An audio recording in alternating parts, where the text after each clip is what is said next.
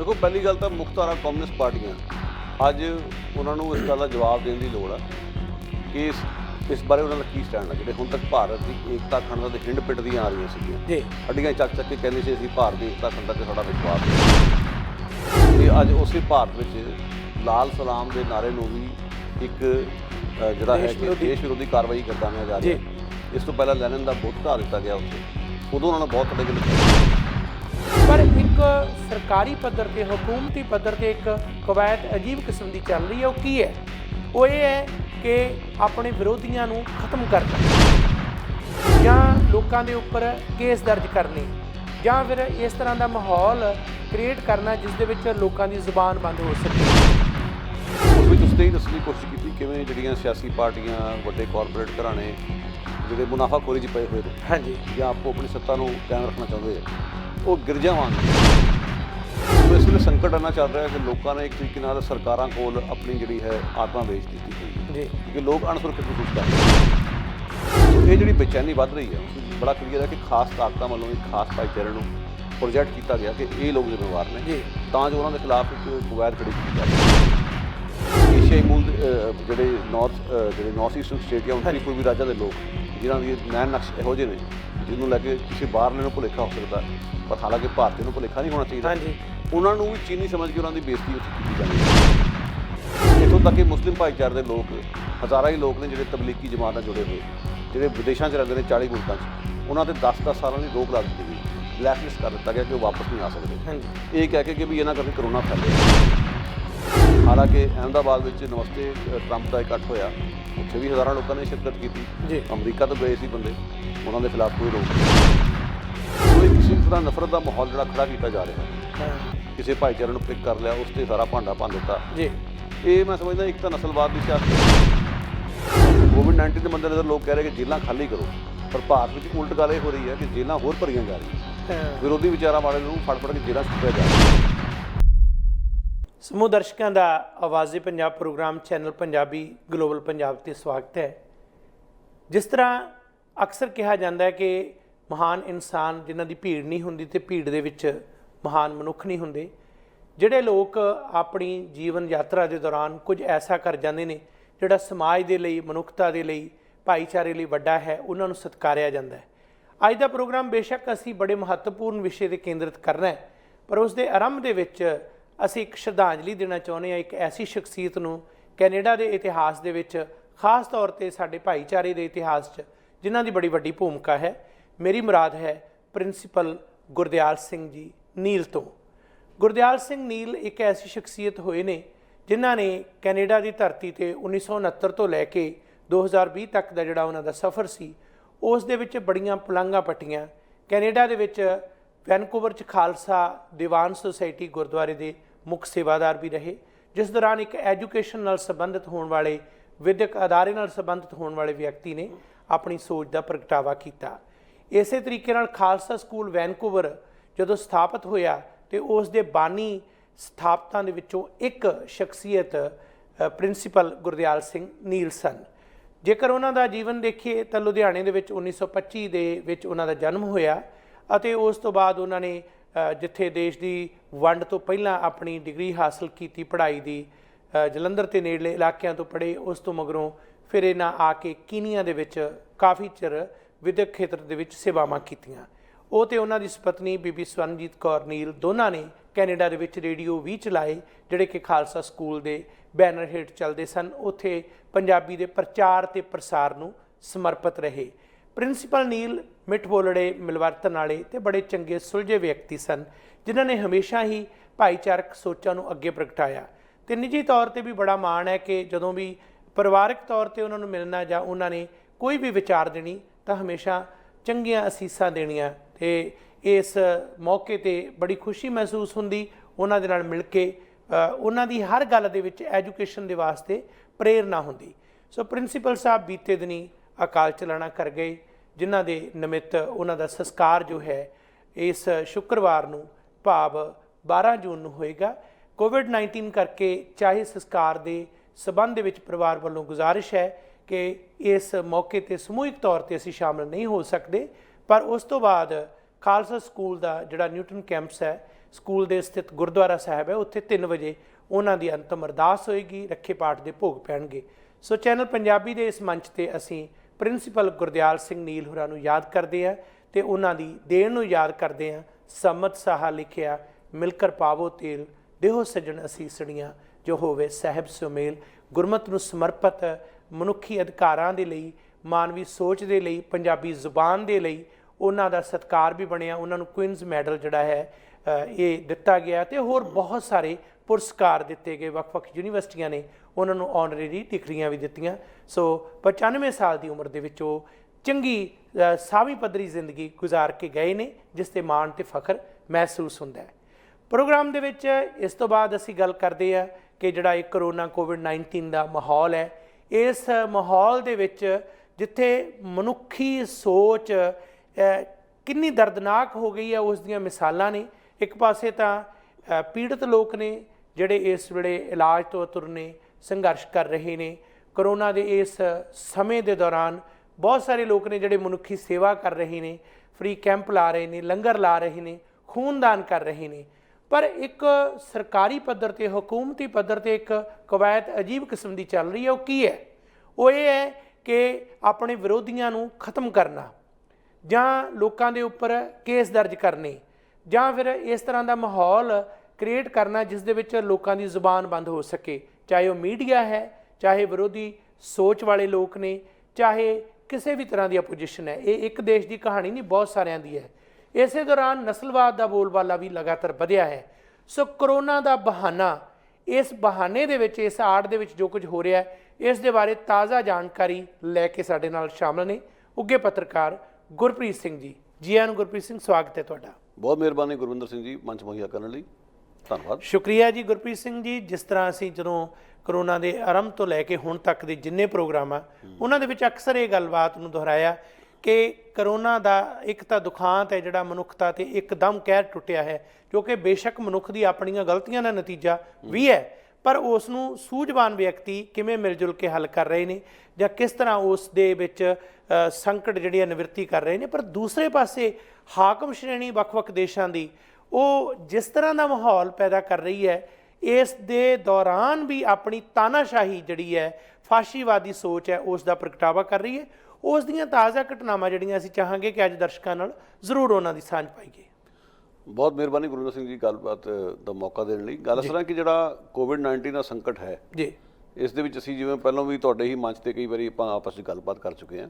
ਜਿਵੇਂ ਕਿ Naomi clan ਜਿਹੜੀ ਕੈਨੇਡਾ ਦੀ ਚਰਚਿਤ ਲੇਖਕ ਹੈ, ਉਸ ਦੀ ਕਿਤਾਬ ਹੈ ਜਿਹੜੀ ਸ਼ੌਕ ਡਾਕਟਰਿਨ ਜੀ, ਸਦਮਾ ਮੱਤ ਜਿਹਨੂੰ ਅਸੀਂ ਕਹਿ ਸਕਦੇ ਹਾਂ ਪੰਜਾਬੀ ਵਿੱਚ। ਉਸ ਵਿੱਚ ਉਸਤੇ ਹੀ ਦੱਸਣ ਦੀ ਕੋਸ਼ਿਸ਼ ਕੀਤੀ ਕਿਵੇਂ ਜਿਹੜੀਆਂ ਸਿਆਸੀ ਪਾਰਟੀਆਂ, ਵੱਡੇ ਕਾਰਪੋਰੇਟ ਘਰਾਣੇ ਜਿਹੜੇ ਮੁਨਾਫਾਖੋਰੀ 'ਚ ਪਏ ਹੋਏ ਨੇ, ਹਾਂਜੀ, ਜਾਂ ਆਪੋ ਆਪਣੀ ਸੱਤਾ ਨੂੰ ਕਾਇਮ ਰੱਖਣਾ ਚਾਹੁੰਦੇ ਆ, ਉਹ ਗਿਰਜਾ ਵਾਂਗ ਨੇ। ਜਿਹਦੇ ਕੋਈ ਮਰਿਆ ਸ਼ਿਕਾਰ ਹੁੰਦਾ ਉੱਥੇ ਜਾ ਕੇ ਮੰਡਰਾਉਣ ਲੱਗ ਪੈਂਦੀਆਂ ਜੀ। ਉਹਨਾਂ ਨੂੰ ਫਰਕ ਨਹੀਂ ਪੈਂਦਾ ਕੋਈ ਮਰਿਆ ਕੋਈ ਨਹੀਂ ਮਰਿਆ, ਉਹਨਾਂ ਮੌਤਾਂ ਦਾ ਫਾਇਦਾ ਚੁੱਕਿਆ ਜਾ ਰਿਹਾ ਜੀ। ਸੋ ਇਸ ਵੇਲੇ ਸੰਕਟ ਇੰਨਾ ਚੱਲ ਰਿਹਾ ਕਿ ਲੋਕਾਂ ਨੇ ਇੱਕ ਤਰੀਕੇ ਨਾਲ ਸਰਕਾਰਾਂ ਕੋਲ ਆਪਣੀ ਜਿਹੜੀ ਹੈ ਆਤਮਾ ਵੇਚ ਦਿੱਤੀ ਹੋਈ ਹੈ ਜੀ, ਕਿਉਂਕਿ ਲੋਕ ਅਣਸੁਰੱਖਿਅਤ ਮਹਿਸੂਸ ਕਰ ਰਹੇ। ਲੋਕਾਂ ਨੂੰ ਸਮਝ ਨਹੀਂ ਆ ਰਹੀ ਕਿ ਸਾਡਾ ਭਵਿੱਖ ਕੀ ਹੋਊਗਾ। ਇਹੋ ਜਿਹੇ ਮੌਕੇ 'ਤੇ ਡਰ ਵਾਲਾ ਮਾਹੌਲ ਜਿਹੜਾ ਹੈ ਉਸ ਨੂੰ ਕਿਸੇ ਤਰੀਕੇ ਨਾਲ ਇਸਤੇਮਾਲ ਕਿਵੇਂ ਕੀਤਾ ਜਾਵੇ, ਇਹ ਸਿਆਸਤਦਾਨਾਂ ਨੂੰ ਚੰਗੀ ਤਰ੍ਹਾਂ ਆਉਂਦਾ। ਸੋ ਇੱਕ ਤਾਂ ਤਰੀਕਾ ਇਹ ਕਿ ਤੁਸੀਂ ਕੋਈ ਕਿਸੇ ਖਾਸ ਨਸਲ ਦੇ ਲੋਕਾਂ ਦੇ ਉੱਤੇ ਇਸ ਦਾ ਭਾਂਡਾ ਭੰਨਦੇ ਹੋ ਕਿ ਇਹਨਾਂ ਕਰਕੇ ਹੋਇਆ। ਜਿਵੇਂ ਕਿ ਚੀਨੀ ਮੂਲ ਦੇ ਲੋਕਾਂ ਦੇ ਖਿਲਾਫ ਨਫ਼ਰਤ ਵਧੀ ਹੈ। ਵੈਂਕੂਵਰ ਵਰਗੀ ਥਾਂ ਦੇ ਵਿੱਚ ਜਿਹੜਾ ਕਿ ਵੰਨ-ਸੁਵੰਨਤਾ ਨੂੰ ਪਰਨਾਇਆ ਹੋਇਆ ਇੱਕ ਸ਼ਹਿਰ, ਜਾਂ BC ਵਿੱਚ ਬਹੁਤ ਸੱਭਿਆਚਾਰਕ ਜਿਹੜਾ ਸਮਾਜ ਹੈ, ਉੱਥੇ ਵੀ ਅਸੀਂ ਵੇਖਦੇ ਹਾਂ ਕਿਸ ਤਰ੍ਹਾਂ ਚੀਨੀ ਮੂਲ ਦੇ ਲੋਕਾਂ ਦੇ ਖਿਲਾਫ ਹਮਲੇ ਬਹੁਤ ਤਿੱਖੇ ਹੋਏ ਨੇ। ਖਾਸ ਤੌਰ 'ਤੇ ਵਿਕਟੋਰੀਆ ਜਿਹੜੀ ਰਾਜਧਾਨੀ BC ਦੀ, ਚਾਈਨਾ ਟਾਊਨ ਦੇ ਵਿੱਚ ਉੱਥੇ ਕਿਸੇ ਇਮਾਰਤ ਦੇ ਬਾਹਰ ਲਿਖ ਦਿੱਤਾ ਗਿਆ ਕਿ ਚੀਨੀ ਦੇ ਕੁੱਤੇ ਇੱਥੇ ਨਹੀਂ ਆ ਸਕਦੇ। ਬਿਲਕੁਲ ਉਹੋ ਜਿਹੀ ਸ਼ਬਦਾਵਲੀ ਜਿਹੜੀ ਕਿਸੇ ਵੇਲੇ ਹਿੰਦੁਸਤਾਨੀਆਂ ਦੇ ਖਿਲਾਫ ਵਰਤੀ ਜਾਂਦੀ ਰਹੀ ਹੈ ਜੀ। ਇਸ ਤੋਂ ਇਲਾਵਾ ਅਸੀਂ ਵੇਖਦੇ ਹਾਂ ਕਿ ਜਿਹੜੇ ਮਿਲੇਨੀਅਮ ਗੇਟ ਦੇ ਬਾਹਰ 2 ਸ਼ੇਰ ਨੇ ਵੈਂਕੂਵਰ ਦੇ ਵਿੱਚ, ਉਹਨਾਂ ਦੇ ਉੱਤੇ ਜਾ ਕੇ ਨਸਲੀ ਨਾਅਰੇ ਵਾਹ ਦਿੱਤੇ ਗਏ। ਚੀਨੀ ਮੂਲ ਦੇ ਲੋਕਾਂ ਉੱਪਰ ਗਾਏ ਬਗਾਏ ਕਿੰਨੇ ਹਮਲੇ ਹੋ ਚੁੱਕੇ ਆ।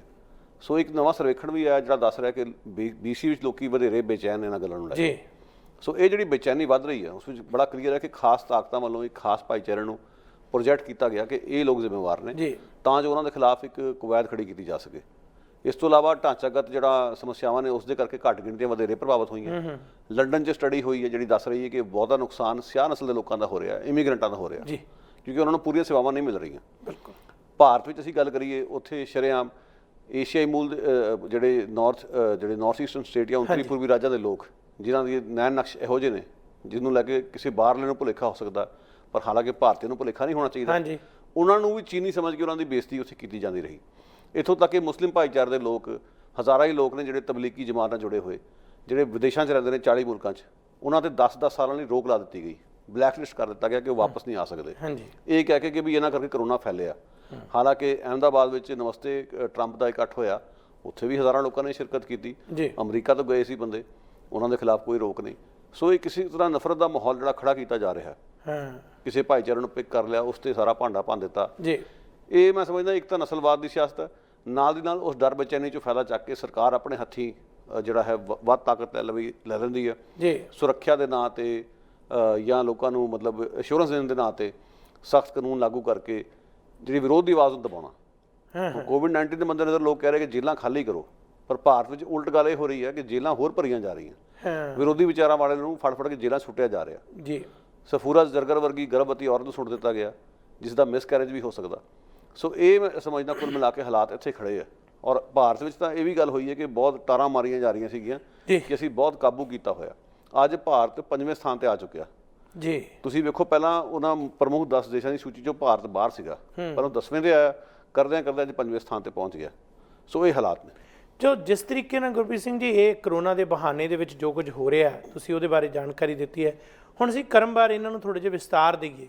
ਤੁਸੀਂ ਭਾਰਤ ਦੀ ਗੱਲ ਕੀਤੀ ਹੈ, ਪਿੱਛੇ ਜੇ ਇੱਕ ਘਟਨਾ ਸਾਹਮਣੇ ਆਈ, ਉਹ ਸੀ ਲਾਲ ਸਲਾਮ ਦੇ ਬਾਰੇ ਚਰਚਾ ਸੀ, ਭਾਵ ਕਿ ਸਿੰਬੋਲਿਕ ਤੌਰ ਤੇ ਜੇ ਖੱਬੇ ਪੱਖੀ ਲੋਕ ਸੋਚ ਦੇ ਧਾਰਨੀ ਨੇ, ਜਿਨ੍ਹਾਂ ਨੂੰ ਅਗਾਂਹਵਧੂ ਸ਼੍ਰੇਣੀ ਦੇ ਲੋਕ ਅਸੀਂ ਕਹਿੰਦੇ ਆ, ਜਾਂ ਉਹਨਾਂ ਦੇ ਆਪਣੇ ਨਾਅਰੇ ਨੇ, ਜਾਂ ਉਹਨਾਂ ਦੇ ਸਿੰਬਲ ਨੇ, ਚਿੰਨ੍ਹ ਨੇ, ਉਹਨਾਂ ਨੂੰ ਲੈ ਕੇ ਇੱਕ ਲਗਾਤਾਰ ਪਹਿਲਾਂ ਤਾਂ ਵਿਰੋਧ ਚੱਲਦਾ ਆ ਰਿਹਾ ਸੀ, ਫਿਰ ਉਸ ਤੋਂ ਬਾਅਦ ਕਾਨੂੰਨੀ ਕਾਰਵਾਈਆਂ ਦਾ ਇੱਕ ਜਿਹੜਾ ਮੁਹਾਜ਼ ਖੋਲ੍ਹ ਦਿੱਤਾ ਗਿਆ, ਤੇ ਉਸ ਦੇ ਵਿੱਚ ਬਹੁਤ ਸਾਰੇ ਲੋਕਾਂ ਦੇ ਅੰਦਰ ਵਿਰੋਧ ਵੀ ਪੈਦਾ ਹੋਇਆ। ਹਾਲਾਂਕਿ ਇਹ ਕੋਈ ਨਵੀਂ ਗੱਲ ਨਹੀਂ ਸੀ, ਇਸ ਤੋਂ ਪਹਿਲਾਂ ਸਿੱਖ ਨੌਜਵਾਨਾਂ ਦੇ ਉੱਪਰ ਇਸ ਤਰ੍ਹਾਂ ਦੀਆਂ ਇੱਕ ਨਹੀਂ ਅਨੇਕਾਂ ਘਟਨਾਵਾਂ ਹੋਈਆਂ, ਜਿਨ੍ਹਾਂ ਦੇ ਵਿੱਚ ਉਹਨਾਂ ਦੇ ਉੱਪਰ ਸਿਰਫ ਸਾਹਿਤ ਰੱਖਣ ਕਰਕੇ ਉਹਨਾਂ ਨੂੰ ਉਮਰ ਕੈਦ ਦੀਆਂ ਸਜ਼ਾਵਾਂ ਤੱਕ ਜਿਹੜੀਆਂ ਹਨ ਉਹ ਦੇ ਦਿੱਤੀਆਂ ਗਈਆਂ। ਉਦੋਂ ਬਹੁਤ ਸਾਰੇ ਲੋਕਾਂ ਨੂੰ ਭੁਲੇਖਾ ਸੀ, ਤੇ ਇਹ ਲੋਕ ਵੀ ਜਿਹੜੇ ਕਈ ਐਸੇ ਜਿਹੜੇ ਉਦੋਂ ਬੋਲਦੇ ਨਹੀਂ ਸੀ, ਪਰ ਹੁਣ ਇਸ ਗੱਲ ਦੇ ਲਈ ਦਰਦ ਮਹਿਸੂਸ ਕਰ ਰਹੇ ਨੇ। ਥੋੜ੍ਹਾ ਇਹਦੇ ਬਾਰੇ ਜਾਣਕਾਰੀ ਦਿਓ। ਦੇਖੋ, ਪਹਿਲੀ ਗੱਲ ਤਾਂ ਮੁਖਤਾਰਾ ਕਮਿਊਨਿਸਟ ਪਾਰਟੀਆਂ, ਅੱਜ ਉਹਨਾਂ ਨੂੰ ਇਸ ਗੱਲ ਦਾ ਜਵਾਬ ਦੇਣ ਦੀ ਲੋੜ ਆ ਕਿ ਇਸ ਬਾਰੇ ਉਹਨਾਂ ਦਾ ਕੀ ਸਟੈਂਡ ਆ। ਜਿਹੜੇ ਹੁਣ ਤੱਕ ਭਾਰਤ ਦੀ ਏਕਤਾ ਅਖੰਡਤਾ ਦੇ ਹਿੰਡ ਪਿੱਟਦੀਆਂ ਆ ਰਹੀਆਂ ਸੀਗੀਆਂ, ਜੀ, ਅੱਡੀਆਂ ਚੱਕ ਕੇ ਕਹਿੰਦੇ ਸੀ ਅਸੀਂ ਭਾਰਤ ਦੀ ਏਕਤਾ ਅਖੰਡਤਾ 'ਚ ਸਾਡਾ ਵਿਸ਼ਵਾਸ ਆ, ਇਹ ਅੱਜ ਉਸੇ ਭਾਰਤ ਵਿੱਚ ਲਾਲ ਸਲਾਮ ਦੇ ਨਾਅਰੇ ਨੂੰ ਵੀ ਇੱਕ ਜਿਹੜਾ ਹੈ ਕਿ ਦੇਸ਼ ਵਿਰੋਧੀ ਕਾਰਵਾਈ ਗਰਦਾਨਿਆ ਜਾ ਰਿਹਾ। ਇਸ ਤੋਂ ਪਹਿਲਾਂ ਲੈਨਨ ਦਾ ਬੁੱਤ ਢਾਹ ਦਿੱਤਾ ਗਿਆ ਉੱਥੇ, ਉਦੋਂ ਉਹਨਾਂ ਨੂੰ ਬਹੁਤ ਤੜਕ ਲੱਗਾ, ਪਰ ਇਸ ਤੋਂ ਪਹਿਲਾਂ ਅਨੇਕਾਂ ਥਾਵਾਂ ਦੇ ਉੱਤੇ ਸਾਡੇ ਕੋਲ ਮਿਸਾਲਾਂ ਨੇ ਜਿੱਥੇ ਘੱਟ ਗਿਣਤੀਆਂ ਜੁੜੇ ਲੋਕਾਂ ਨਾਲ ਕੀ ਕੁਝ ਨਹੀਂ ਹੋਇਆ ਵਾਪਰਿਆ। ਉਦੋਂ ਤੁਸੀਂ ਕਿੱਥੇ ਸੀਗੇ? ਹੁਣ ਤੁਸੀਂ ਦੱਸੋ। ਹੁਣ ਵੀ ਤੁਹਾਨੂੰ ਜੇ ਯਕੀਨ ਹੈ ਭਾਰਤ ਦੀ ਏਕਤਾ ਅਖੰਡਤਾ ਤੇ ਮੈਂ ਇਹੀ ਕਹਿ ਸਕਦਾ ਕਿ ਇਸ ਤੋਂ ਵੱਡੀ ਬੇਸ਼ਰਮੀ ਹੋਰ ਕਿਹੜੀ ਹੋਏਗੀ। ਉਸ ਮੁਲਕ ਵਿੱਚ ਅੱਜ ਉਹ ਸਪੇਸ ਸੁੰਗੜ ਰਹੀ ਹੈ ਕਿ ਵਿਰੋਧੀ ਵਿਚਾਰਾਂ ਵਾਲਿਆਂ ਲਈ ਕੋਈ ਥਾਂ ਹੀ ਨਹੀਂ ਰਹੀ, ਪਰ ਇਸ ਲਈ ਜ਼ਮੀਨ ਪਹਿਲਾਂ ਵੀ ਤਿਆਰ ਹੋ ਰਹੀ ਸੀ। ਕਾਂਗਰਸ ਪਾਰਟੀ ਨੇ ਘੱਟ ਨਹੀਂ ਕੀਤੀ ਆਪਣੇ ਦੌਰ ਦੇ ਵਿੱਚ।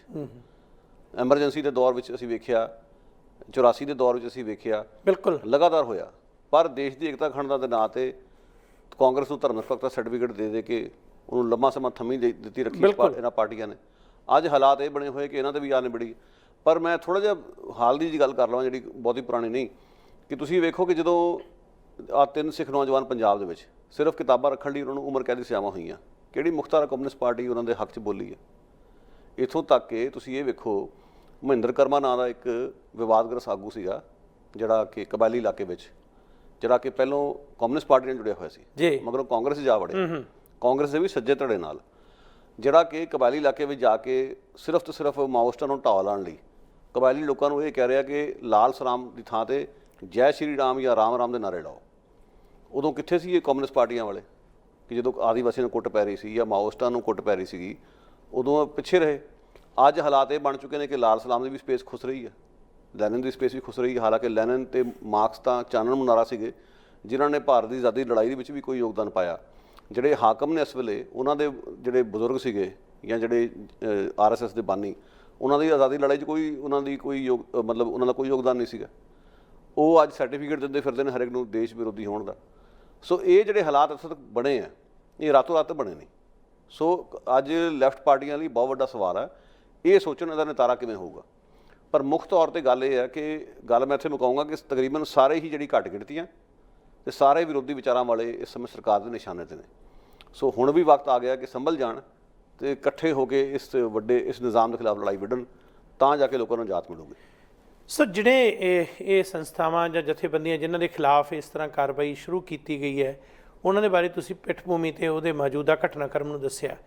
ਹੁਣ ਇਸ ਦੇ ਨਾਲ ਹੀ ਇਹਨੂੰ ਥੋੜ੍ਹਾ ਜਿਹਾ ਹੋਰ ਅੱਗੇ ਤੋਰਦੇ ਹੋਏ ਦੇਖੀਏ ਕਿ ਬਹੁਤ ਸਾਰੇ ਜਿਹੜੇ ਲਗਾਤਾਰ ਜਿਨ੍ਹਾਂ ਦੇ ਵਿੱਚ ਤੁਸੀਂ ਜ਼ਿਕਰ ਕੀਤਾ, ਪਹਿਲਾਂ ਕਾਂਗਰਸ ਦਾ ਵੀ ਜ਼ਿਕਰ ਕੀਤਾ, ਜਿਨ੍ਹਾਂ ਨੂੰ ਸਰਟੀਫਿਕੇਟ ਦੇ ਰਹੇ ਸੀ ਧਰਮ ਨਿਰਪੱਖਤਾ ਦਾ ਜਾਂ ਸੈਕੂਲਰਿਜ਼ਮ ਪਾਰਟੀ ਹੈ, ਉਹਨਾਂ ਦੇ member of parliament Ravneet Bittu ਨੇ ਜਿਸ ਤਰ੍ਹਾਂ ਜਿਹੜੇ ਚੈਨਲ ਆਵਾਜ਼ ਬੁਲੰਦ ਕਰਦੇ ਨੇ, ਚਾਹੇ ਉਹ ਆਵਾਜ਼ ਉਹਨੂੰ ਚੰਗੀ ਲੱਗੇ ਨਾ ਲੱਗੇ, ਪਰ ਬਿੱਟੂ ਵਰਗੇ ਲੋਕਾਂ ਨੇ ਉਹਨਾਂ ਨੂੰ ਦਬਾਉਣ ਦੇ ਵਾਸਤੇ ਕਵਾਇਦ ਸ਼ੁਰੂ ਕੀਤੀ ਤੇ ਅਖੀਰ ਤੇ ਉਹਨਾਂ 'ਤੇ ਬੈਨ ਲਾ ਦਿੱਤਾ ਗਿਆ। ਅਕਾਲ ਚੈਨਲ ਹੋਇਆ, ATV ਹੋਇਆ, ਜਾਂ ਹੁਣ ਹੋਰ ਵੀ ਜਿਨ੍ਹਾਂ ਦੇ ਵਿੱਚੋਂ ਸਿੱਖ ਸਿਆਸਤ ਦੀ ਜਿਹੜੀ ਇੰਗਲਿਸ਼ ਵੈਬਸਾਈਟ ਨੂੰ ਲੈ ਕੇ ਵੀ ਇਹ ਚਰਚਾ ਚੱਲੀ ਹੈ, ਪਰ ਇਸ ਤਰ੍ਹਾਂ ਦੇ ਹੋਰ ਵੀ ਬਹੁਤ ਸਾਰੇ ਨੇ, ਪੱਤਰਕਾਰ ਵੀ ਨੇ।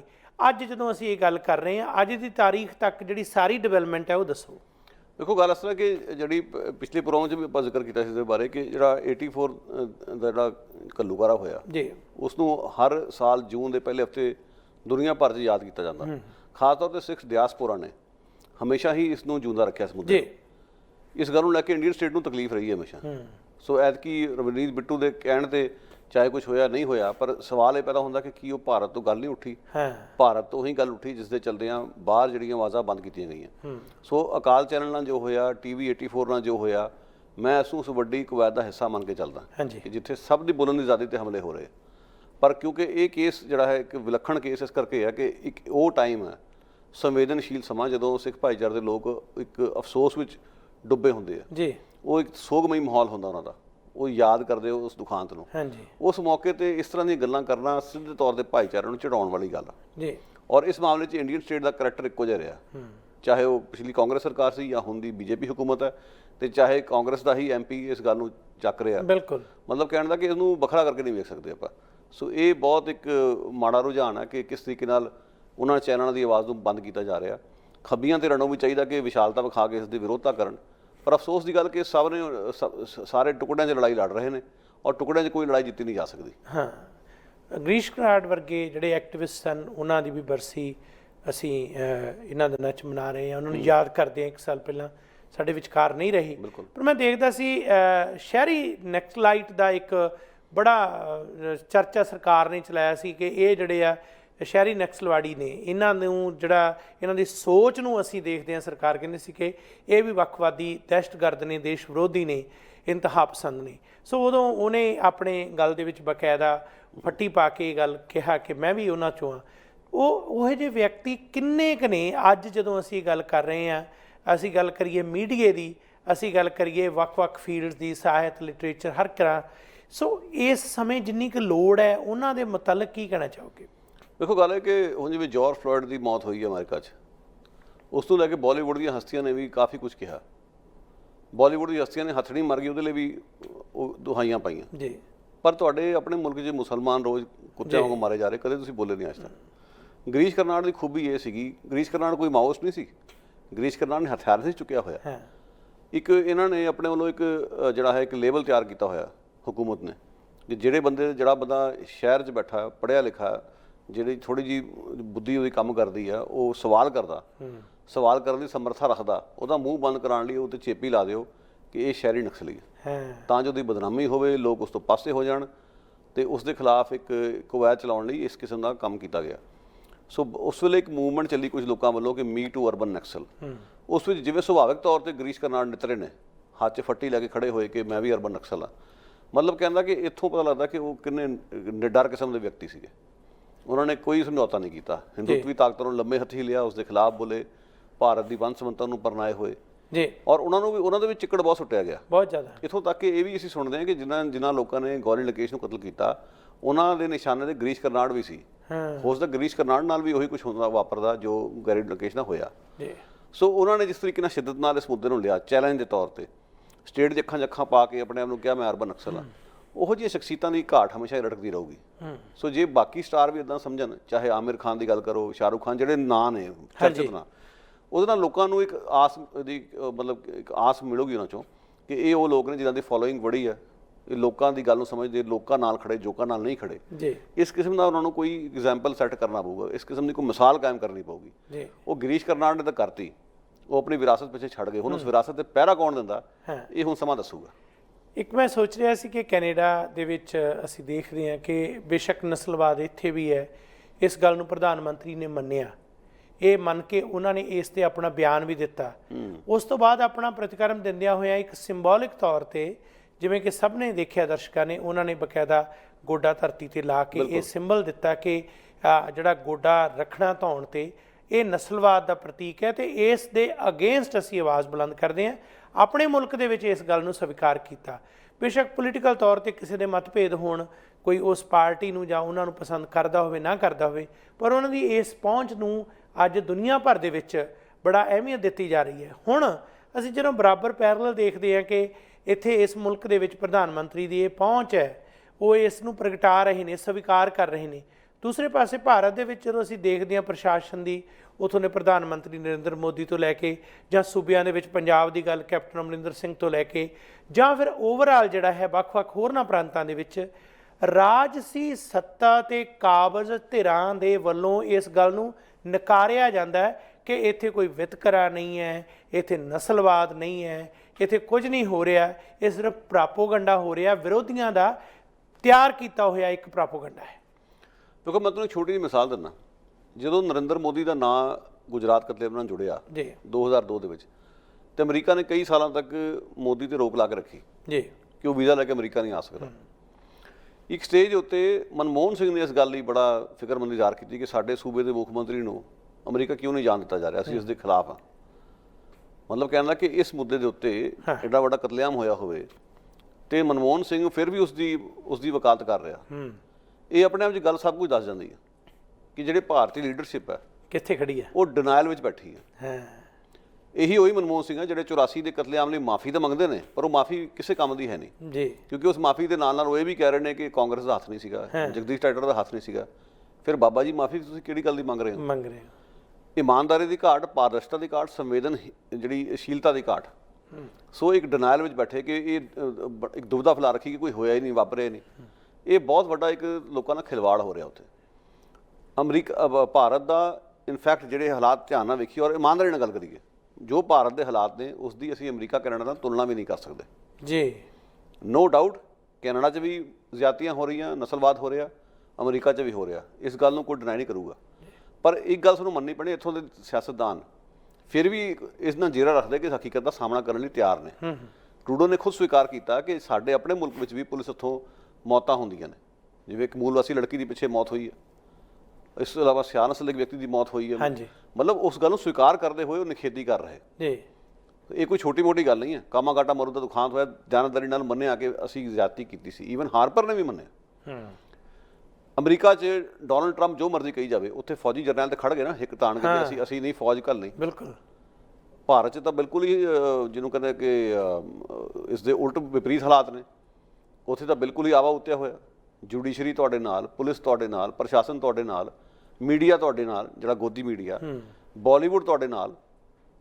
ਸੋ ਇੱਕ ਜਿਹੜਾ ਜਦੋਂ ਮਹਾਭਾਰਤ 'ਚ ਅਸੀਂ ਵੇਖਦੇ ਹਾਂ ਕਿ ਜਦੋਂ ਦ੍ਰੋਪਦੀ ਦੀ ਸਾੜੀ ਲਾਈ ਜਾ ਰਹੀ ਸੀ ਤੇ ਜਿਹੜਾ ਉਹਨਾਂ ਦਾ ਬਜ਼ੁਰਗ ਆਗੂ ਸੀ ਭੀਸ਼ਮ ਪਿਤਾਮਹ, ਤੇ ਉਹ ਅੱਖਾਂ ਤੇ ਪੱਟੀ ਬੰਨੀ ਬੈਠਾ ਸੀ, ਉਹ ਮਤਲਬ ਅੰਨਾ ਸੀ ਉਹ, ਤੇ ਧ੍ਰਿਤਰਾਸ਼ਟਰ ਵਰਗੇ ਹਾਲਾਤ ਨੇ ਕਿ ਧ੍ਰਿਤਰਾਸ਼ਟਰ ਹੁਣ ਮਨਮੋਹਨ ਸਿੰਘ ਬਾਰੇ ਕਹਿੰਦੇ ਬੜੇ ਇਮਾਨਦਾਰ ਪ੍ਰਧਾਨ ਮੰਤਰੀ ਸੀ। ਇਹੋ ਜਿਹੀ ਇਮਾਨਦਾਰੀ ਤੋਂ ਕਰਾਉਣਾ ਕੀ ਹੈ ਜੇ ਤੁਹਾਡੀ ਅੱਖਾਂ ਹੀ ਨਹੀਂ ਖੁੱਲ੍ਹਦੀਆਂ, ਤੁਸੀਂ ਵੇਖ ਹੀ ਨਹੀਂ ਰਹੇ ਤੁਹਾਡੇ ਸਾਹਮਣੇ ਹੋ ਕੀ ਰਿਹਾ। ਸੋ ਉਹ ਹਾਲਾਤ ਨੇ। ਸੋ ਜਿਹੜੇ ਜੋ ਅਸੀਂ ਧ੍ਰਿਤਰਾਸ਼ਟਰ ਵੇਲੇ ਦਾ ਜ਼ਮਾਨਾ ਵੇਖਿਆ ਸੀਗਾ, ਉਹੋ ਜਿਹਾ ਜ਼ਮਾਨਾ ਉੱਥੇ ਚੱਲਦਾ ਆ ਰਿਹਾ ਕਿ ਮੂਕ ਦਰਸ਼ਕ ਬਣ ਕੇ ਤਮਾਸ਼ਾ ਵੇਖ ਰਹੇ ਨੇ। ਗਾਂਧੀ ਦੇ 3 ਬੰਦਰ ਅੱਜ ਦੀ ਤਰੀਕ ਵਿੱਚ ਇਹੋ ਜਿਹੇ ਬਿੰਬ ਸਾਬਤ ਹੋ ਰਹੇ ਨੇ ਕਿ ਤੁਹਾਡਾ ਮੂੰਹ ਚੜਾਉਂਦੇ ਨੇ ਉਹ ਕਿ ਖਾਮੋਸ਼ ਰਹੋ। ਜੇ ਕੋਈ ਅਨਿਆਂ ਹੋ ਰਿਹਾ, ਕੰਨ ਬੰਦ ਕਰ ਲਓ, ਅੱਖਾਂ ਬੰਦ ਕਰ ਲਓ, ਮੂੰਹ ਬੰਦ ਕਰ ਲਓ।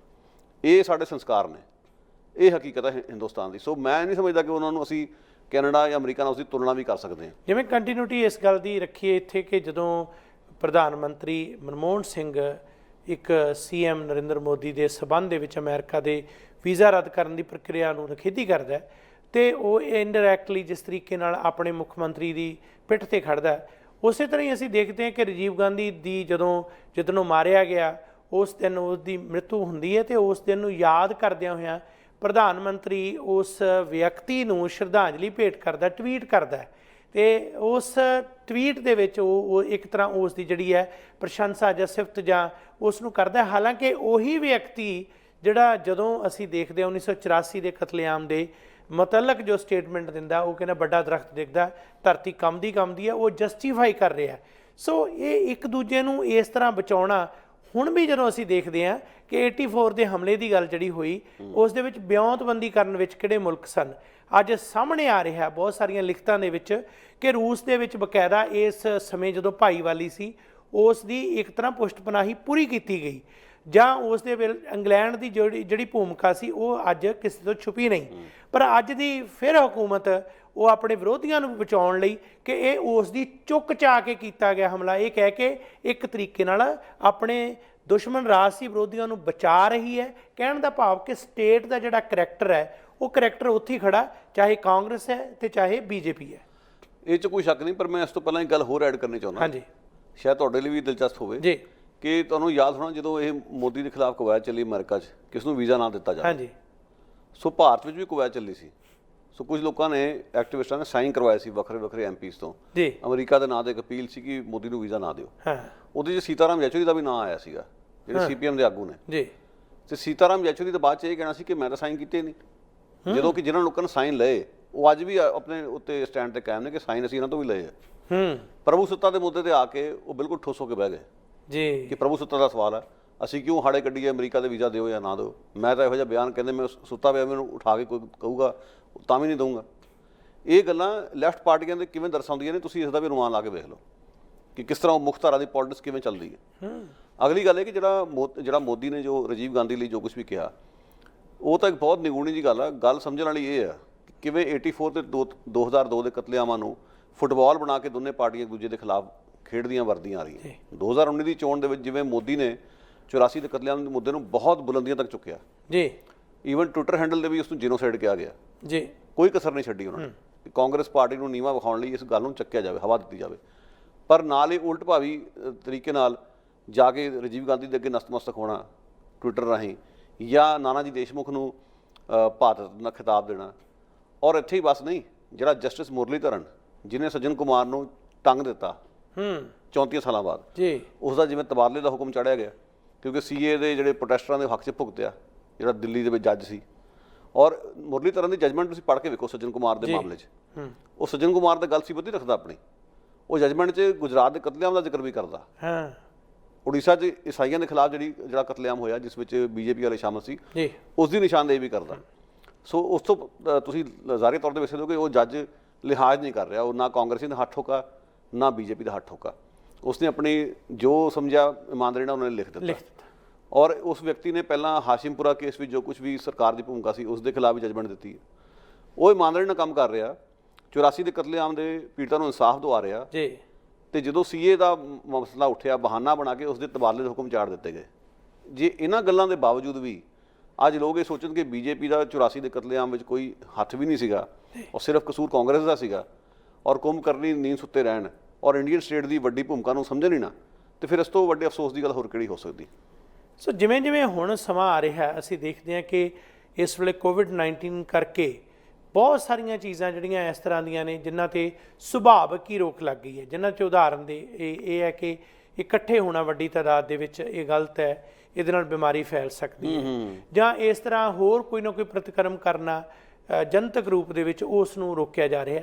ਪਰ ਇਹਨਾਂ ਦੀ ਆੜ 'ਚ ਜਿਸ ਤਰੀਕੇ ਨਾਲ ਜਿਹੜੀਆਂ ਹਕੂਮਤਾਂ ਆਪਣੇ ਹਿੱਤ ਪ੍ਰਸਤੀ ਦੇ ਵਿੱਚ ਆਪਣਾ ਜਿਹੜੇ ਮਫਾਦ ਪੂਰੇ ਕਰ ਰਹੀਆਂ ਨੇ, ਉਹਨਾਂ 'ਚ ਵਿਸ਼ਵ ਪੱਧਰੀ ਚਿੰਤਨ ਨੂੰ ਜਦੋਂ ਅਸੀਂ ਦੇਖਦੇ ਹਾਂ ਤਾਂ ਥੋੜ੍ਹਾ ਜਿਹਾ ਉਹਨਾਂ ਦਾ ਇੱਕ ਵਰਗੀਕਰਨ ਕਰਨਾ ਬੜਾ ਜ਼ਰੂਰੀ ਬਣ ਜਾਂਦਾ ਹੈ। ਦੇਖੋ ਗੱਲ ਇਸ ਤਰ੍ਹਾਂ ਕਿ ਇਸ 'ਚ ਕੋਈ ਸ਼ੱਕ ਨਹੀਂ ਕਿ ਕੋਵਿਡ-19 ਦਾ ਸੰਕਟ ਹਾਕਮ ਜਮਾਤਾਂ ਨੂੰ ਬਹੁਤ ਰਾਸ ਆਇਆ। ਈਵਨ ਕੈਨੇਡਾ ਵਿੱਚ ਵੀ, ਹਾਲਾਂਕਿ ਟਰੂਡੋ ਨੇ ਕਾਫੀ ਵਧੀਆ ਕੰਮ ਵੀ ਕੀਤੇ ਨੇ, ਈਵਨ BC ਵਿੱਚ ਜੌਨ ਹੌਰਗਨ ਵਧੀਆ ਕੰਮ ਕਰ ਰਹੇ ਨੇ, ਪਰ ਕੁਝ ਸਵਾਲ ਵੀ ਉੱਠ ਰਹੇ ਨੇ ਜੀ ਕਿ ਇਸ ਦੀ ਆੜ ਹੇਠਾਂ ਕਈ ਚੀਜ਼ਾਂ ਹੋ ਰਹੀਆਂ। ਜਿਵੇਂ ਹੁਣ ਪਾਈਪਲਾਈਨ ਦੇ ਖਿਲਾਫ ਜਿਹੜੇ ਵਿਰੋਧ ਸੀਗੇ ਅੱਜ ਕਿੱਥੇ ਗਏ, ਕਿੱਥੇ ਉਹ ਵੇਖ ਹੀ ਰਹੇ ਆਪਾਂ ਜੀ, ਉਹ ਵਿਰੋਧ ਹੋਣੇ ਨਹੀਂ ਦਿੱਤੇ ਜਾ ਰਹੇ। ਫਿਰ ਜਦੋਂ ਤੁਸੀਂ ਇੱਕ ਪਾਸੇ ਕਹਿੰਦੇ ਹੋ ਕਿ ਤੁਸੀਂ ਵੱਡੇ ਇਕੱਠ ਨਾ ਕਰੋ, ਸਾਈਡ ਸੀ ਡੈਮ ਦੀ ਉਸਾਰੀ BC ਗਵਰਨਮੈਂਟ ਵੱਲੋਂ ਜਾਰੀ ਹੈ ਮੂਲ ਵਾਸੀਆਂ ਦੀ ਮਰਜ਼ੀ ਤੋਂ ਉਲਟ। ਉਹੀ ਸਰਕਾਰ ਜਿਹੜੀ ਕਹਿੰਦੀ ਅਸੀਂ ਮੂਲ ਵਾਸੀਆਂ ਦੇ ਨਾਲ ਹਾਂ। ਜਸਟਿਨ ਟਰੂਡੋ ਨੇ ਵੀ ਮੂਲ ਵਾਸੀਆਂ ਨਾਲ ਨੇੜਤਾ ਬਣਾਉਣ ਦੀਆਂ ਗੱਲਾਂ ਬਹੁਤ ਕੀਤੀਆਂ, ਪਰ ਪਾਈਪਲਾਈਨ ਨੂੰ ਲਾਗੂ ਕਰਨ ਲਈ ਬਜਟ ਨੇ ਉਹ ਕੰਮ ਨਹੀਂ ਰੁਕ ਰਿਹਾ। ਜਿਹੜਾ ਵਿਰੋਧ ਸੀਗਾ ਉਹ ਬੰਦ ਹੋ ਗਿਆ। ਜੀ।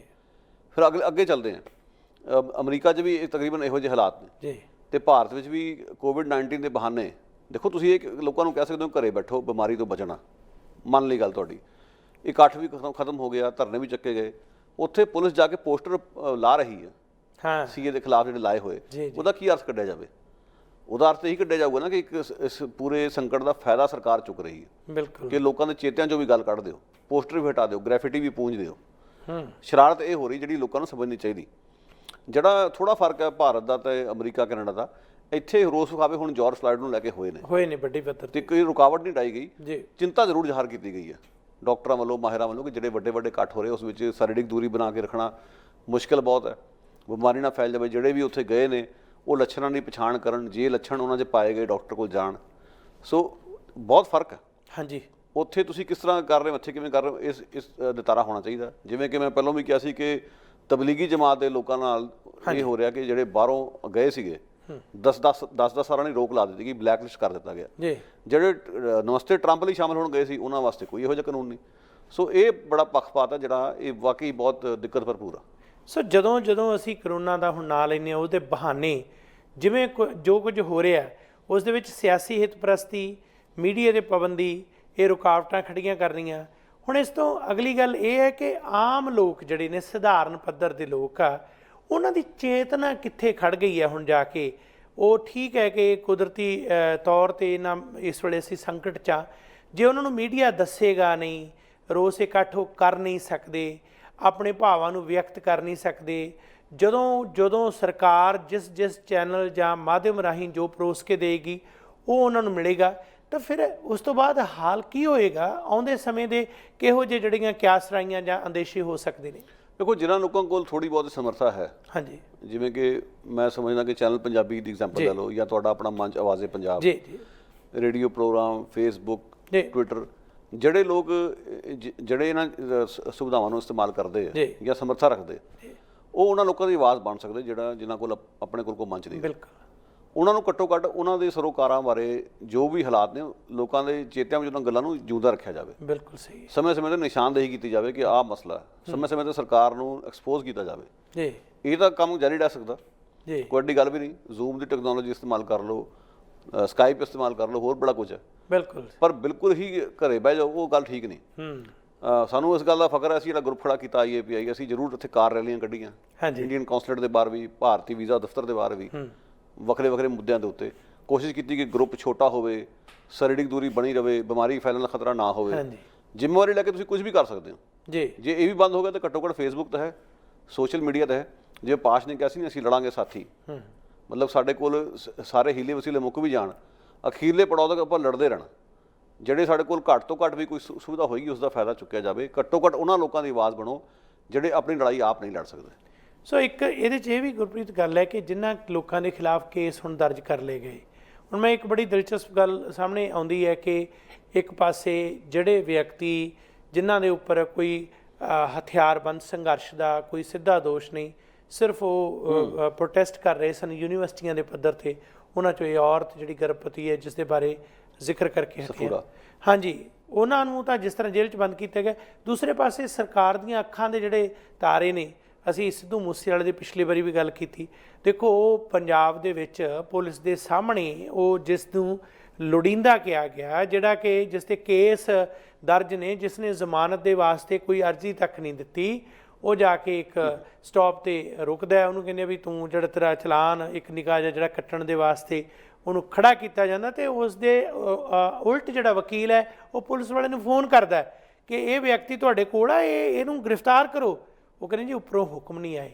ਸੋ ਉਹ ਹੁਕਮ ਨਾ ਆਉਣ ਦੇ ਵਜ੍ਹਾ ਦੇ ਕਾਰਨ ਉਹਨੂੰ ਪ੍ਰਾਹੁਣਿਆਂ ਵਾਂਗੂ ਉਹਨੂੰ ਮਾਣ ਸਤਿਕਾਰ ਦਿੱਤਾ ਜਾਂਦਾ ਤੇ ਫਿਰ ਉਹ ਚਲਿਆ ਜਾਂਦਾ। ਇੱਕ ਪਾਸੇ ਆਹ ਸਾਰਾ ਕੁਝ ਚੱਲ ਰਿਹਾ, ਇਹ ਸਰਕਾਰ ਪ੍ਰਸਤੀ ਜਿਸ ਦੀ ਸ਼ਹਿ ਦੇ ਵਿੱਚ, ਦੂਸਰੇ ਪਾਸੇ ਜਿਹੜੇ ਵਿਅਕਤੀ ਹੈ, ਚਾਹੇ ਵਿਨੋਦ ਦੂਆ, ਚਾਹੇ ਔਰਤਾਂ ਨੇ, ਚਾਹੇ ਮਰਦ ਨੇ, ਚਾਹੇ ਮੀਡੀਆ ਹੈ, ਉਹਨਾਂ ਨੂੰ ਇੱਕ ਤਰੀਕੇ ਨਾਲ ਹਾਸ਼ੀਏ 'ਤੇ ਲਿਆ ਕੇ ਖੜਾ ਕਰ ਦਿੱਤਾ ਗਿਆ। ਦੇਖੋ ਇਸ ਤੋਂ ਵੱਡੀ ਮਿਸਾਲ ਹੋਰ ਕਿੰਨੀ ਵਾਰੀ ਆਪਾਂ ਦੇ ਚੁੱਕੇ ਹਾਂ, ਦਿੱਤੀ ਵੀ ਕੀ ਜਾ ਸਕਦੀ ਜੀ। ਇੱਕ ਦਿੱਲੀ ਯੂਨੀਵਰਸਿਟੀ ਦਾ ਪ੍ਰੋਫੈਸਰ ਆ ਜੀ, ਉਹਨੀ ਬਿਮਾਰੀਆਂ ਚਿਮੜੀਆਂ ਹੋਈਆਂ, ਅਪਾਹਜ ਹੈ ਜੀ, ਤੁਰ ਫਿਰ ਨਹੀਂ ਸਕਦਾ, ਵੀਲ ਚੇਅਰ 'ਤੇ ਹੈ, ਤੇ ਉਹ ਵਿਅਕਤੀ ਜੇਲ੍ਹ 'ਚ ਤਾੜਿਆ ਗਿਆ, ਮਾਓਇਸਟਾਂ ਦਾ ਸਪੋਰਟਰ ਗਰਦਾਨ ਕੇ ਜੇਲ੍ਹ 'ਚ ਸੁੱਟ ਦਿੱਤਾ ਗਿਆ।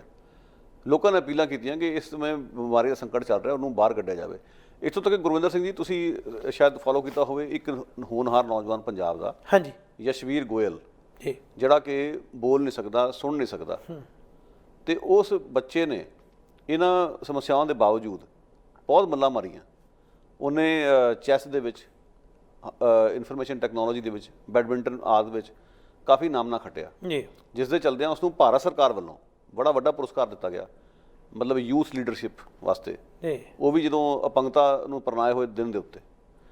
ਹੁਣ ਉਸ ਬੱਚੇ ਨੇ ਵੀ ਕਿਹਾ ਬਕਾਇਦਾ ਕਿ ਸਾਈਂ ਬਾਬੇ ਨੂੰ ਛੱਡਿਆ ਜਾਵੇ, ਦਿੱਲੀ ਯੂਨੀਵਰਸਿਟੀ ਦੇ ਪ੍ਰੋਫੈਸਰ ਨੂੰ ਹਮਦਰਦੀ ਦੇ ਆਧਾਰ 'ਤੇ ਛੱਡਿਆ ਜਾਵੇ। ਉਸ ਦੀ ਵੀ ਗੱਲ ਨਹੀਂ ਸੁਣੀ ਗਈ।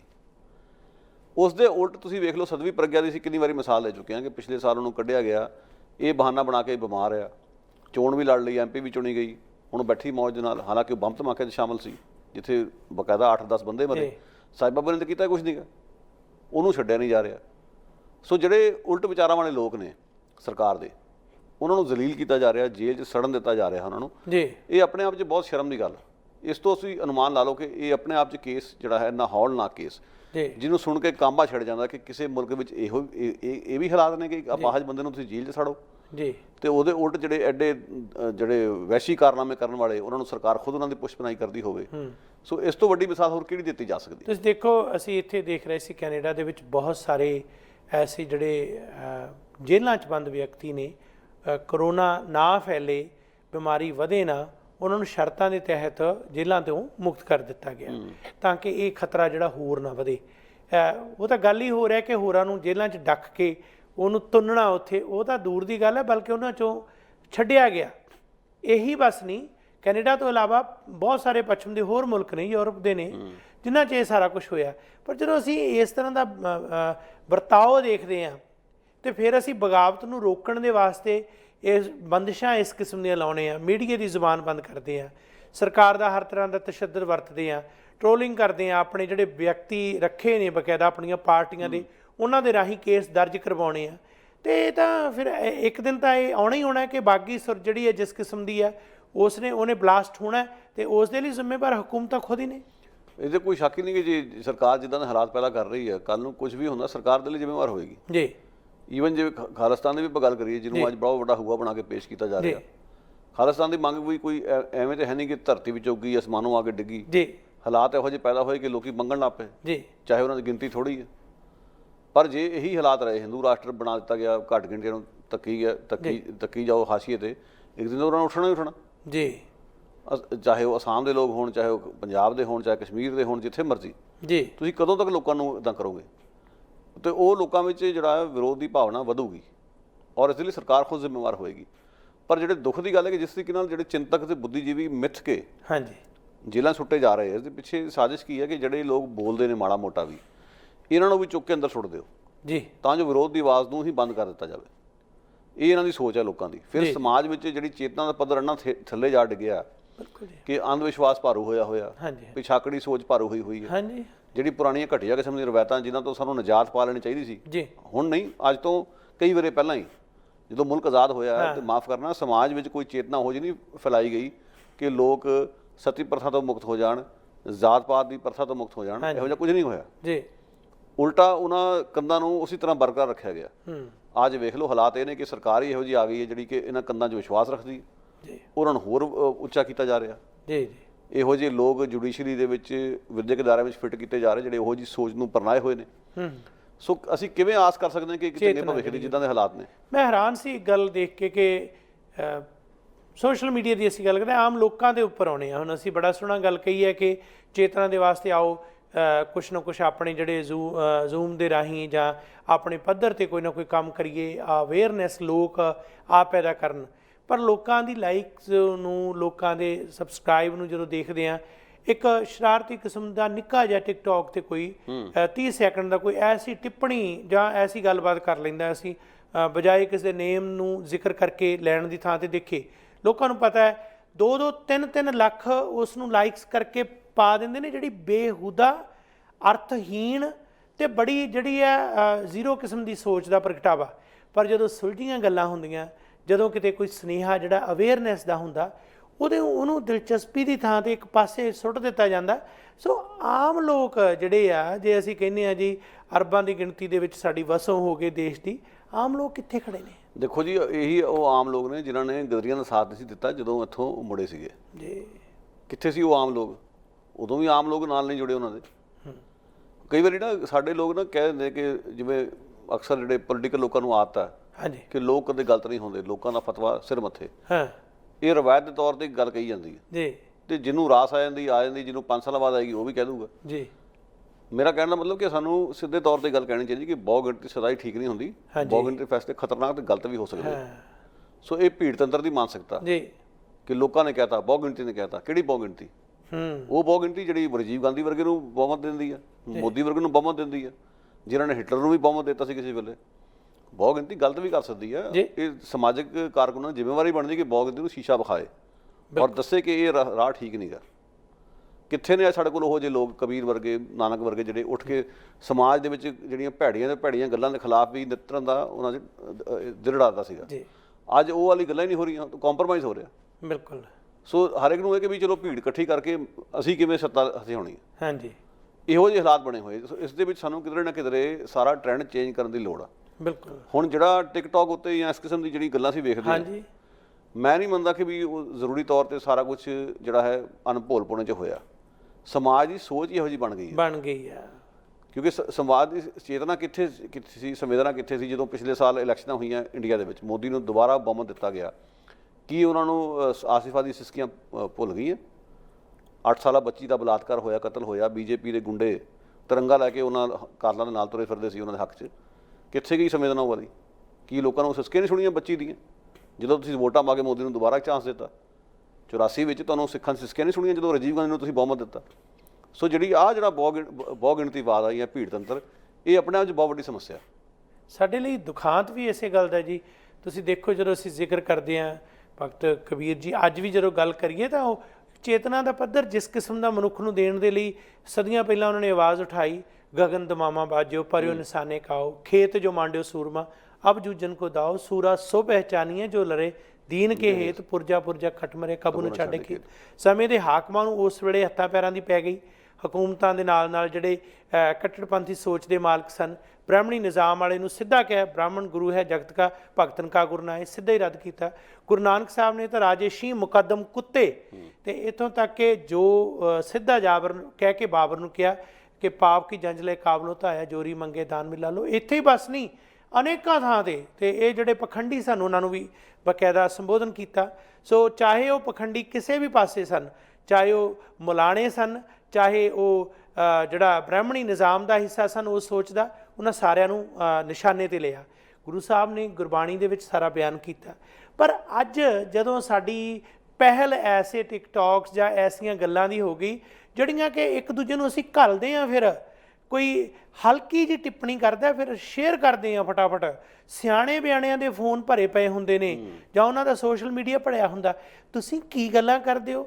ਗੱਲ ਕੇਵਲ ਇਹ ਵੀ ਨਹੀਂ ਕਿ ਅਸੀਂ ਭਾਰਤ ਦੇ ਵਿੱਚ, ਜਿੱਥੇ ਕਿ ਅੱਜ ਜਾਗਰੂਕਤਾ ਦੀ ਅਸੀਂ ਗੱਲ ਬਹੁਤ ਪਿੱਛੇ ਮੰਨਦੇ ਹਾਂ, ਅਸੀਂ ਕੈਨੇਡਾ ਅਮਰੀਕਾ 'ਚ ਵੀ ਆ ਗਏ। ਸਾਡੇ ਭਾਈਚਾਰੇ ਦੇ ਲੋਕ ਇਕੱਠਾਂ ਦੇ ਵਿੱਚ ਜਾ ਕੇ ਕਿਤੇ ਪਹੁੰਚ ਕੇ ਜਦੋਂ ਇੱਕ ਦੂਜੇ ਨਾਲ ਸ਼ੇਅਰ ਕਰਦੇ ਨੇ, ਗੱਲਾਂ ਕੀ ਕਰਦੇ ਨੇ? ਕਦੇ ਚਿੰਤਨ ਦੀਆਂ ਗੱਲਾਂ, ਵਿਚਾਰ ਦੀਆਂ ਗੱਲਾਂ ਕਰਦੇ ਨੇ।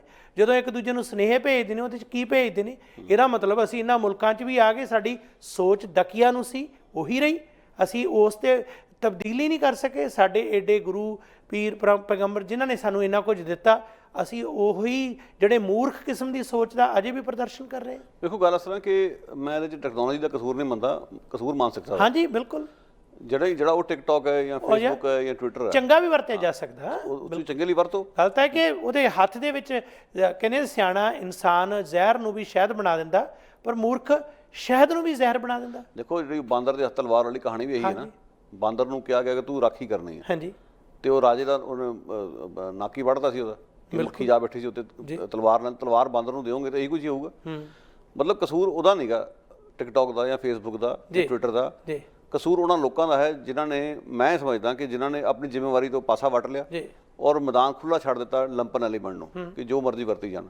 ਹੁਣ ਬੈਠ ਕੇ ਤਾਂ ਰੋਈ ਜਾਂਦੇ ਨੇ ਕਿ ਵੀ ਇਹਦਾ ਬੜਾ ਕੁਵਰਤੋਂ ਹੋ ਰਹੀ ਹੈ, ਉੱਥੇ ਗਲਤ ਮਲਤ ਹੋ ਰਿਹਾ। ਤੁਸੀਂ ਜਾ ਕੇ ਸਹੀ ਆਪਣਾ ਜਿਹੜਾ ਸੇਧ ਦਿਓ ਲੋਕਾਂ ਨੂੰ। ਤੁਸੀਂ ਜਾ ਕੇ ਉਸ ਸਪੇਸ ਨੂੰ ਮੱਲੋ, ਉਹਨੂੰ ਵਰਤੋ, ਉੱਥੇ ਚੰਗੀ ਸੇਧ ਦੇਣ ਵਾਲੀ ਗੱਲਾਂ ਦਾ ਪ੍ਰਚਾਰ ਕਰੋ। ਜੀ ਜੀ ਜੀ ਈਵਨ ਕਬੀਰ ਦੀ ਜਿਵੇਂ ਅਸੀਂ ਗੱਲ ਕਰਦੇ ਸੀਗੇ, ਹੁਣ ਕਬੀਰ ਜਾਂ ਬਾਬਾ ਨਾਨਕ ਨੇ ਬਹੁਤ ਜਿਹਨੂੰ ਕਹਿੰਦਾ ਕਿ ਬੜੇ ਆਸਾਨ ਅਲਫਾਜ਼ਾਂ ਵਿੱਚ ਬੜਾ ਕੁਝ ਕਹਿ ਦਿੱਤਾ, ਜਿਹੜਾ ਅੱਜ ਵੀ ਪ੍ਰਸੰਗ ਹੈ। ਪਰ ਸਮੱਸਿਆ ਇਹ ਹੈ ਕਿ ਹੁਣ ਹੋ ਕੀ ਰਿਹਾ ਕਿ ਜਿਹੜੀ ਸ਼ਰਾਰਤ ਇਹ ਹੋ ਰਹੀ ਜੀ ਸਪੇਸ ਮਿਲਣ ਦੀ ਗੱਲ, ਹਾਂਜੀ, ਜਿਹੜੀਆਂ ਤਾਕਤਾਂ ਨੇ ਟਿਕਟੌਕ ਤੇ ਕਬਜ਼ਾ ਕੀਤਾ ਹੋਇਆ, ਜਿਹੜੀ ਤਾਕਤਾਂ ਨੇ ਟ੍ਰੋਲ ਆਰਮੀ ਖੜੀ ਕਰਕੇ ਟਵਿੱਟਰਾਂ ਤੇ ਕਬਜ਼ਾ ਕੀਤਾ ਹੋਇਆ, ਉਹੀ ਤਾਕਤਾਂ ਕਬੀਰ ਤੇ ਨਾਨਕ ਦੀ ਵੀ ਗਲਤ ਤਸਵੀਰ ਪੇਸ਼ ਕਰ ਰਹੀਆਂ, ਲੋਕਾਂ ਨੂੰ ਗੁੰਮਰਾਹ ਕਰ ਰਹੀਆਂ। ਸੋ ਹਰ ਇੱਕ ਪੱਧਰ ਤੇ ਲੜਾਈ ਲੜਨ ਦੀ ਲੋੜ ਆ। ਬਿਲਕੁਲ ਜੀ, ਨਾਨਕ ਤੇ ਕਬੀਰ ਦੀ ਅਸਲ ਤਸਵੀਰ ਪੇਸ਼ ਕਰੋ। ਬਿਲਕੁਲ, ਕਬੀਰ ਨੂੰ ਕਿੰਨੀ ਵਾਰੀ ਮਾਰਨ ਦੀਆਂ ਕੋਸ਼ਿਸ਼ਾਂ ਕੀਤੀਆਂ ਗਈਆਂ, ਬਿਲਕੁਲ ਜੀ, ਲੋਧੀ ਸੁਲਤਾਨ ਵੱਲੋਂ, ਬਿਲਕੁਲ, ਪਰ ਉਹ ਹਰ ਵਾਰੀ ਬਚਦਾ ਕਿਉਂ ਰਿਹਾ? ਕਿਉਂਕਿ ਉਹਦੀ ਇੰਨੀ ਫੋਲੋਇੰਗ ਸੀਗੀ ਕਿ ਰਾਜ ਦਰਬਾਰ 'ਚ ਵੀ ਉਹਦੇ ਸਿੰਪੈਥੈਟਿਕ ਲੋਕ ਬੈਠੇ। ਜੀ, ਨਤੀਜੇ ਉਹ ਜਿਹੜੇ ਸਾਹਮਣੇ ਸੀ ਉਹਨਾਂ ਦੀ ਅੱਜ ਵੀ ਗੱਲ ਜਦੋਂ ਅਸੀਂ ਕਰਦੇ ਹਾਂ ਸਰਕਾਰ ਹੁੰਦਾ ਹੈ। ਤੇ ਬਹੁਤ ਸ਼ੁਕਰੀਆ ਗੁਰਪ੍ਰੀਤ ਸਿੰਘ ਜੀ, ਤੁਸੀਂ ਵਿਚਾਰ ਸਾਂਝੇ ਕੀਤੇ, ਹਾਰਦਿਕ ਧੰਨਵਾਦ। ਸੋ ਜਿਹੜੀਆਂ ਗੱਲਾਂ ਜਿਸ ਤਰ੍ਹਾਂ ਇਹ ਅੱਜ ਸਾਡੇ ਆਮ ਵਿਅਕਤੀਆਂ ਦਾ ਕੀ ਫਰਜ਼ ਬਣਦਾ ਹੈ, ਇਹ ਗੱਲ ਸਾਨੂੰ ਵੀ ਸੋਚਣੀ ਪਏਗੀ। ਅਸੀਂ ਇਹ ਨਹੀਂ ਕਿ ਦੋਸ਼ ਸਿਰਫ ਤੇ ਸਿਰਫ ਉਹਨਾਂ ਧਿਰਾਂ ਤੇ ਹੀ ਮੜੀਏ ਜਿਨ੍ਹਾਂ ਦਾ ਜਿਹੜੇ ਕਰ ਰਹੇ ਨੇ ਉਹ ਸੋਚ ਵਿਚਾਰ ਕੇ ਕਰ ਰਹੇ ਨੇ, ਲੋਕਾਂ ਦੀ ਆਵਾਜ਼ ਕਰੋਨਾ ਦੇ ਬਹਾਨੇ ਦਬਾ ਰਹੇ ਨੇ, ਕਰੋਨਾ ਦੀ ਆੜ ਦੇ ਵਿੱਚ ਜੋ ਕੁਝ ਕਰ ਰਹੇ ਨੇ ਉਹਨਾਂ ਦੇ ਹਿੱਤ ਪੂਰੇ ਹੋ ਰਹੇ ਨੇ। ਪਰ ਲੋਕ ਆਮ ਕੀ ਕਰ ਰਹੇ ਨੇ ਇਹ ਉਹਨਾਂ ਦਾ ਫਰਜ਼ ਵੀ ਹੈ। ਜੇ ਤਕਨੀਕਾਂ ਉਹਨਾਂ ਨੂੰ ਵਰਤਣਾ ਕਿਵੇਂ ਹੈ, ਜਾਗਰੂਕ ਕਿਵੇਂ ਹੋਣਾ, ਮੀਡੀਆ ਨੇ ਗੋਦੀ ਮੀਡੀਆ ਬਣ ਕੇ ਵਿਚਰਨਾ ਜਾਂ ਫਿਰ ਮੀਡੀਆ ਨੇ ਸੱਚਮੁੱਚ ਲੋਕਾਂ ਦੀ ਆਵਾਜ਼ ਬਣਨਾ ਹੈ, ਜਾਂ ਅਸੀਂ ਆਪਣੀਆਂ ਲਿਖਤਾਂ ਲੇਖਕਾਂ ਨੇ ਕਿਵੇਂ ਪੇਸ਼ ਕਰਨੀਆਂ ਨੇ, ਸਮਾਜ ਦਾ ਜਿਹੜਾ ਚੇਤਨ ਵਰਗ ਹੈ ਉਸ ਦਾ ਕੀ ਫਰਜ਼ ਹੈ। ਆਮ ਵਿਅਕਤੀ ਇਹਨਾਂ ਮੁਲਕਾਂ 'ਚ ਵੀ ਆ ਗਿਆ, ਕੈਨੇਡਾ, ਅਮਰੀਕਾ ਜਾਂ ਪੱਛਮੀ ਮੁਲਕਾਂ 'ਚ ਅਸੀਂ ਬੈਠੇ ਹਾਂ, ਪਰ ਅਜੇ ਵੀ ਅਸੀਂ ਉਹਨਾਂ ਹਲਕੀ ਕਿਸਮ ਦੀ ਸੋਚ ਦੇ ਧਾਰਨੀ ਕਿਉਂ ਬਣੇ ਹੋਏ ਹਾਂ। ਇਸ ਲਈ ਜਾਗਰੂਕ ਹੋਣਾ ਚਾਹੀਦਾ। ਤੇ ਸੱਚ ਹੈ, ਪੇਟ ਨਾ ਪਈਆਂ ਰੋਟੀਆਂ ਸਭੇ ਗੱਲਾਂ ਖੋਟੀਆਂ। ਮਜ਼ਦੂਰਾਂ ਦੇ ਹਾਲਤ ਜੋ ਇਸ ਕਰੋਨੇ ਦੇ ਵਿੱਚ ਹੋਈ ਹੈ, ਨਸਲਵਾਦ ਦਾ ਸ਼ਿਕਾਰ ਜਿਹੜੇ ਲੋਕ ਪਛੜੇ ਵਰਗ ਦੇ ਨੇ ਉਹਨਾਂ ਦੀ ਜੋ ਹਾਲਤ ਹੋਈ ਹੈ, ਜਾਂ ਅੱਜ ਜੋ ਬਾਕੀਆਂ ਦੇ ਮੁਕੱਦਮੇ ਦਰਜ ਕਰਕੇ ਹੋ ਰਹੀ ਹੈ, ਉਹ ਸਭ ਖਤਰਨਾਕ ਨੇ। ਤੇ ਅਖੀਰ ਦੇ ਵਿੱਚ ਇਸ ਦੋਹੇ ਨਾਲ ਗੱਲਬਾਤ ਸਮੇਟਾਂਗੇ। ਨੇਤਾ ਭੁੱਖੇ ਪੇਟ ਨੂੰ ਡਿਜੀਟਲ ਪਾਠ ਪੜ੍ਹਾਉਣ, ਘਰ ਦੀਆਂ ਨੀਹਾਂ ਹਿੱਲੀਆਂ ਲੱਗੇ ਰੰਗ ਕਰਾਉਣ, ਘਰ ਦੀਆਂ ਨੀਹਾਂ ਹਿੱਲੀਆਂ ਲੱਗੇ ਰੰਗ ਕਰਾਉਣ। ਇਸ ਤਰ੍ਹਾਂ ਕੁਝ ਨਹੀਂ ਬਣਨਾ, ਨੀਹਾਂ ਖੋਖਲੀਆਂ ਹੋ ਚੁੱਕੀਆਂ ਨੇ ਤੇ ਅੰਤ ਸਾਡੇ ਸਾਹਮਣੇ ਹੈ। ਆਪ ਸਮੂਹ ਦਰਸ਼ਕਾਂ ਦਾ ਹਾਰਦਿਕ ਸ਼ੁਕਰੀਆ। ਸਾਡਾ ਹਰ ਇੱਕ ਪ੍ਰੋਗਰਾਮ ਦੇਖਣ ਤੇ ਸਾਡੇ ਨਾਲ ਜੁੜਨ ਲਈ ਸਬਸਕ੍ਰਾਈਬ ਕਰੋ ਚੈਨਲ ਪੰਜਾਬੀ ਤੇ ਨੋਟੀਫਿਕੇਸ਼ਨ ਲਈ ਬੈਲ ਆਈਕਨ ਵਾਲੇ ਬਟਨ ਤੇ ਕਲਿੱਕ ਕਰੋ।